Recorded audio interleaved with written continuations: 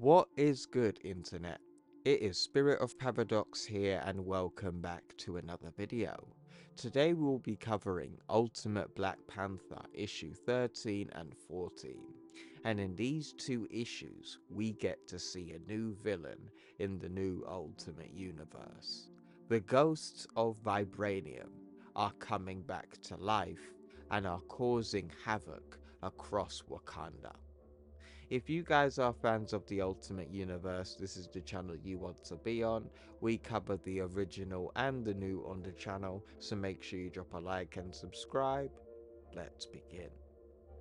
The story begins with Ra and Khonshu locked in their cells, but the thing is, Ultimate Black Panther and the Sorceress Supreme are talking to one another. So, you're a magician. A simple word for a many-layered thing, Your Highness. Eric tells me you're impressive, and he's not a man impressed by much. He freed me to help you, so I'm here to help you.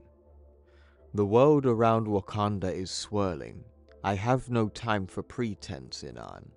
I have men who think they are gods imprisoned in my kingdom. I need honesty and clarity. Can you provide that? Anan lets him know. Your world is science, technology. Mine is myth and rumor, and challenging the basic understanding of what is possible. But I can tell you what I know about Vibranium, even if it will be bad news.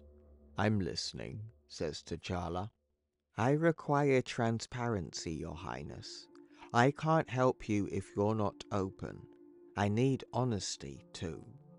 Understood and given. Ask whatever you need to ask. And then we see her throw a piece of vibranium at T'Challa. Catch, she says. As T'Challa grabs the piece, she asks, You're having dreams, aren't you? Seeing things. Dreams like memories of moments you haven't lived. Images you can't understand. Seeing phantoms, hearing voices, compelled to act in ways that they urge. Yes, says T'Challa. What do you fear, Your Highness? I fear I'm losing my mind, magician. Well, you're not. Not yet. But if my theory is correct, you have a kingdom interwoven with ghosts of a very dangerous past. Ghosts? Vibranium is built into Wakanda, correct? Yes, for generations we've harnessed its power. Wakanda is Vibranium. That's what concerns me. Go on. Those two fellas who call themselves gods, Ra and Khonshu, do you know how they were able to harness Vibranium's power? How they awakened the earth around them, build a temple, pretend to be a god? T'Challa explains, After my duel, my people laid claim to Moon Knight's fortress. We sought answers, and I found none. Inan says, I hear you are a genius, perhaps more than that, but you live in a world of reason, casuality, and that is a very narrow view of existence, pardon me for saying. And narrow views miss what exists around them. You have a hypothesis, you just don't want to share it. Remember what I said about transparency. I can help you, but we need to trust each other. If we can't do that, then I will leave. I think Vibranium is alive, that it has a consciousness and a will, and I think I'm losing my mind to it, says T'Challa. Honesty. I love it. Well, you're not wrong. I have a short patience with doubt, Your Highness. Fact is, your entire kingdom is at risk, built on a thing you don't understand. I don't even understand it. The sorceress explains, objects can remember. The most powerful objects can even capture the consciousness of people. You ever walked in a room with a dead person and felt them there? Same concept. Your vibranium remembers, and I'm about to show you what those memories are. As Inan uses her powers with the vibranium, it causes a blue flash of light to come out of it. "What is that?" shouts T'Challa. "I may have leaped before I looked, Your Highness." In the next page, we catch up with Killmonger and Storm. "We should leave." Again with this. "I am filled with dread, Eric. On our own, we were fine, roaming, bringing justice to where we saw we need. We are not made to have roots, and the soil of Wakanda is toxic. Staying here with these people, it will end badly for us. I do not trust T'Challa, but I trust his purpose. He is naive because he was born with power, but Wakanda has a purpose for us, Ororo." With Ororo asking, "What is it?" "Not a home, a foundation. We can push them to share power and protection with all of Africa.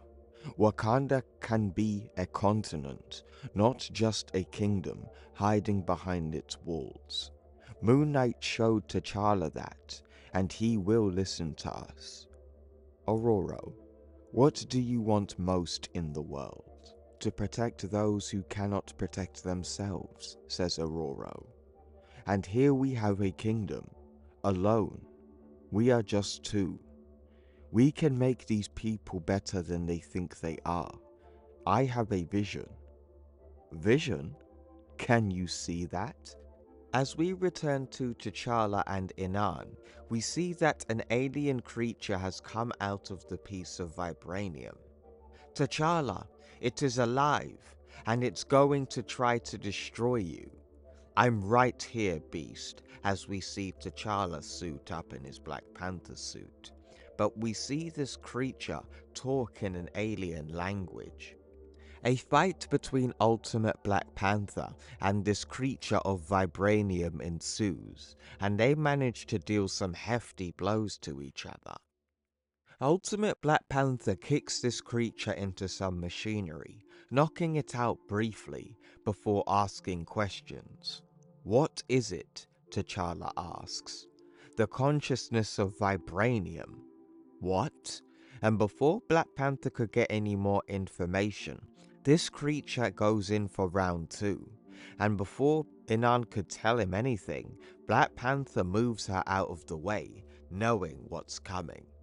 This creature of vibranium pushes Ultimate Black Panther out of the window with him, and then kicks him in mid-air, dealing some damage to Black Panther and managing to get away for now. The alien creature lands on the ground, causing a big impact, but luckily for Ultimate Black Panther, Ororo manages to save him. "You may be a king, but remember, you cannot fly." And then we see the alien creature make his way out of the rubble. This creature of vibranium observes the city and smiles while talking in its alien language, and we see Ororo and Ultimate Black Panther have caught up to this creature. "What is that?" asks Ororo. "You have to ask Inan." But we see Ororo tries to communicate with this thing head on. "Allow me," she says. And by communicating with this thing, I mean blasting this creature with her storm abilities. Ororo uses lightning to hit this creature, and even using some wind as well, but to no avail. The thing is about this creature and its connection with vibranium. It has the ability to detonate it on its own will, and that's what he does to the entire city of Wakanda, making vibranium explode and causing city levels of destruction in his wake. Black Panther sees what this creature is doing and tries his best to stop it and goes in for the fight, and we see Ororo back him up as well. But the thing is, he uses Aurora's abilities and to deflect it away from himself, hitting Black Panther. But we see Inan join the fray, and she says, "Send him to me, now." Black Panther hears this, and he goes in for some final hits, punches him in the stomach, the face, and then grabs his arm and then throws him towards Inan's portal, sending him away.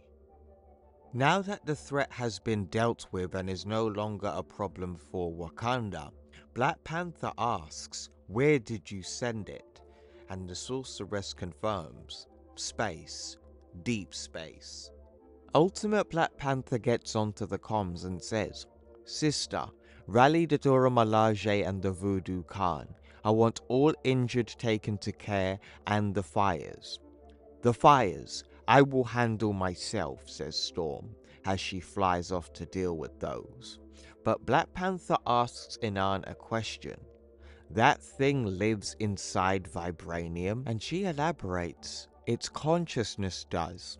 I gave it form, and it got out of hand. Your kingdom is filled with Vibranium. This is beyond my ability, but not beyond my knowledge, Your Highness. Wakanda needs an exorcism." And that is where Ultimate Black Panther issue 13 ends. And this is where Ultimate Black Panther issue 14 begins. So, issue 14 begins off in Nigeria of West Africa, and here we see a base that is guarded by heavily armed bad guys. But the thing is, the important part is about this soldier unit that's about to break into this base. One of these soldiers kills one of the guards and gets on the comms and says, "Overwatch down, we're in position, advise. Full sweep. We have clearance. Recover anything they have. No survivors." Copy that. Sweep and recover. Move in.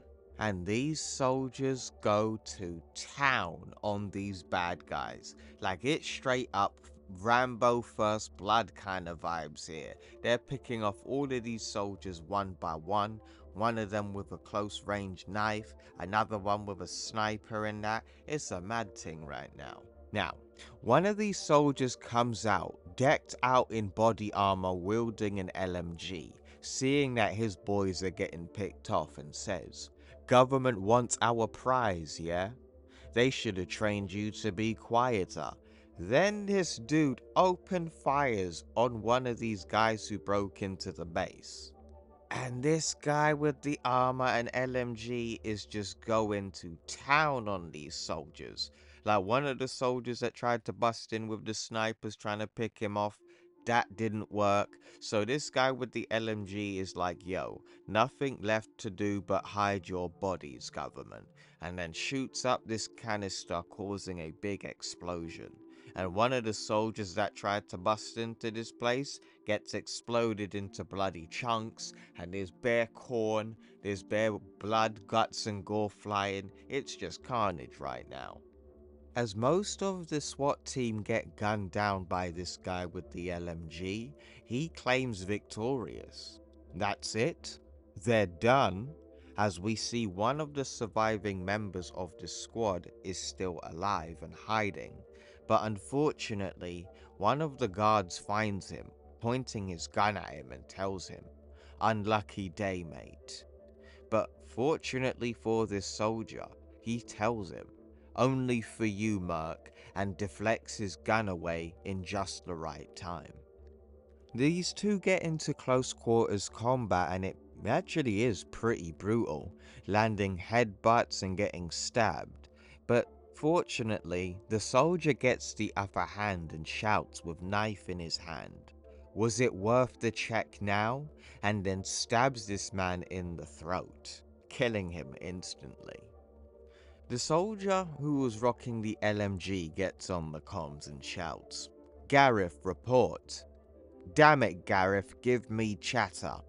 But before he could do anything, the soldier comes in from behind with the knife in hand and stabs the heavily armored soldier in the neck or the shoulder area, basically disarming him.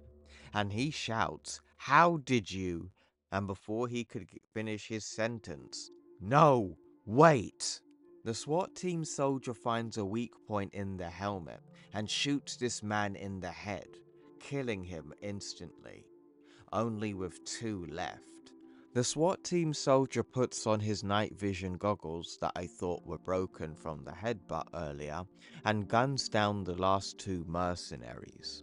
After killing the last 2 mercenaries in the area, he gets on the comms and says, "Adi here, team cut down, just me, mercs down. Copy, recover the cargo, sorry about your men, Adi. All that matters is the mission."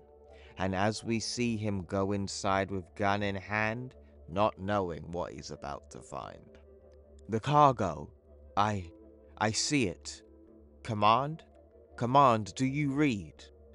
Command?" And the thing is, this soldier turns around, and we see the creature from the last issue, the ghost of Vibranium, and he's speaking English now, and says, "You have the blood for the vessel.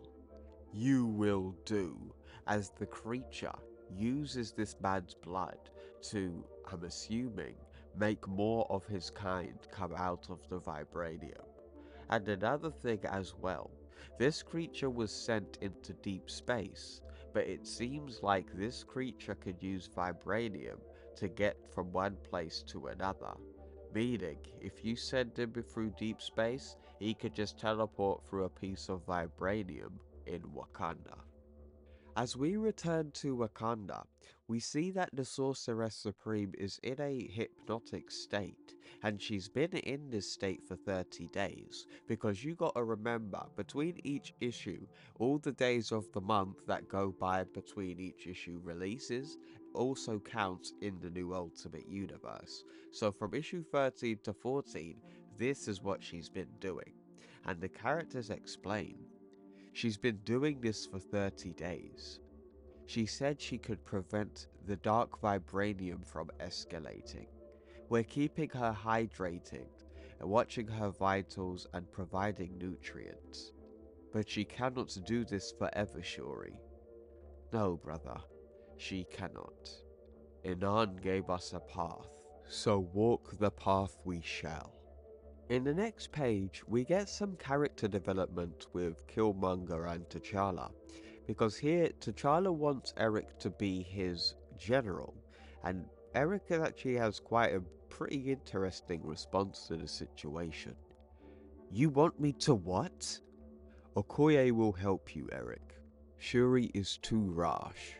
You're dubious of everything, but you also have control over your emotions. I can't be you, T'Challa. I can't lead these people. I'm not asking you to be me or to be king. I'm asking you to be my general. For the moment, until we find a solution to Dark Vibranium. I'll go hunt for Inan's artifacts and bring you whatever knowledge you need. Whatever lives inside Vibranium is woven into me now. I won't put you into a position where that happens to you. I can't force you, but I am asking you."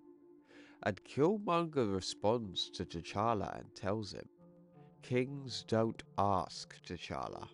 And he continues to say, "Take Aurora with you. You've only seen a fraction of what she can do, and I suspect you'll need her sooner than later." "She looks at me like I've stolen something from her," says T'Challa. "She doesn't like authority, and this place is nothing but authority and tradition, and you all walk around stoic like you'd get kicked off the world for laughing. She'll warm up. Listen to your general. Thank you. You better come back before I get used to it. I might make some changes around here." signifying we might see that traditional 616 and maybe a bit of the MCU Killmonger that we all know and love. And you'll get to endure Shuri's personality when you do. In the next page, we catch up with the Voodoo Khan, and here we see T'Challa is about to get a new suit. Well, kind of anyway. We kept this with the Voodoo Khan for generations. I never expected it to be worn again, says Matron Imala. There's no vibranium in it. Right now, this is the only suit that I can trust. Even Black Panther can play acoustic. You know more than you're telling me, Amala. But I know less than can be of assistance. My silence is better for you. I wish not to fill your mind with conjecture. You'd rather just conjure. Stop, says Imala. You should have solitude when you find your relationship with that, my king. And T'Challa, the Voodoo Khan have a fleety to destiny, and we use secrecy at our discretion. But Wakanda and its king have our loyalty, even if neither understands our ways.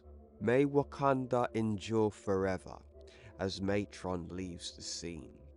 And we see T'Challa suit up in this ancestral suit and say, Forefathers, bear witness to me. Our kingdom is at stake. Mother Bast, bear witness and bless the days ahead. Let me not walk into darkness alone, and protect Wakanda. So, as we get on to the last section of this comic, we go to Nigeria, and here we see a woman and some soldiers are in a helicopter. You lost contact with your man how? She asks. Adi is the best of us. We will find him, American. Let's hope he found that cargo, General. American Feasel support is based on results, not your opinions of your soldiers. But then we see this helicopter gets hit by something that looks purplish. The pilot of the chopper shouts, "Something hit us! Crash protocols!" throwing the canopy. As he smashes one of the buttons in the cockpit, we see the rotor blades on top of the helicopter detach and a parachute get deployed. Luckily, everybody in the helicopter manages to survive, and the woman asks, "What the hell hit us?" One of the soldiers says, "American, stay here where you are safe." But right after saying that, he gets completely incinerated by this purple energy. "Oh my god," says the woman as she tries to crawl out of the helicopter. Help, need help.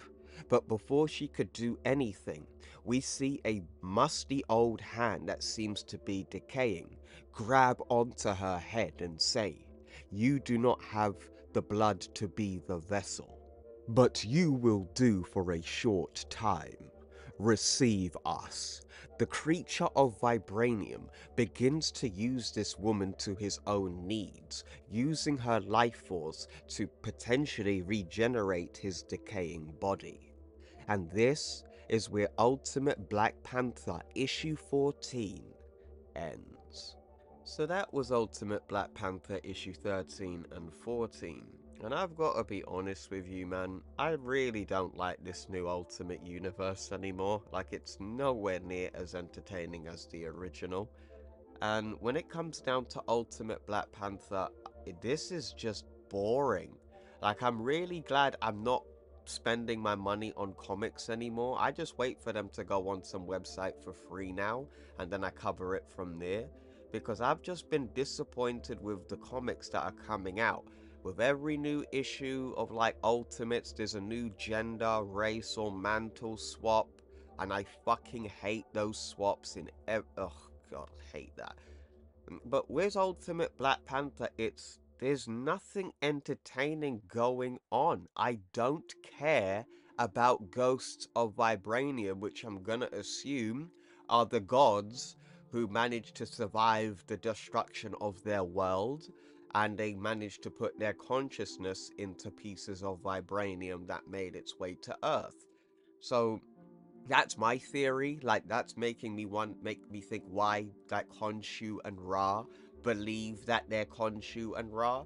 It's because of those ghosts are actually like Khonshu, Ra, Bast, and all of that. They're all in the vibranium, and they're just trying to get themselves out. So I'm assuming with Ka and Ra and Khonshu, like, the vibranium spoke to them and made them think that they're Moon Knight and that, but I just don't care. Like, Black Panther, to me, he's got a cool suit in that, but he's never really been an interesting character, in my opinion. Like, I'm not the biggest Black Panther fan, and I've given this run a chance, and it's just more of what I already know about Black Panther and why I don't really like the character. It's like, yeah, cool, you got vibranium, but nearly everything else about the character is just stoic and boring. So for me personally, I don't like this run anymore. I personally think it's just the ideas that the writer is coming up with are just boring. Overall, after 14 issues and over a year of this run being out, I don't have anything in this. Like, yeah, Black Panther's a black man. So, just because the character's black, it doesn't mean I'm automatically going to like you. Yes, I'm talking about you, Miles Morales fans. You know, it's like, you need something interesting here. I don't care about ghosts living in vibranium. I don't care about Inan the Sorcerer Supreme anymore. You know, I don't care about this alien guy going around killing people, draining their blood. I don't care because it's boring. I'm sorry.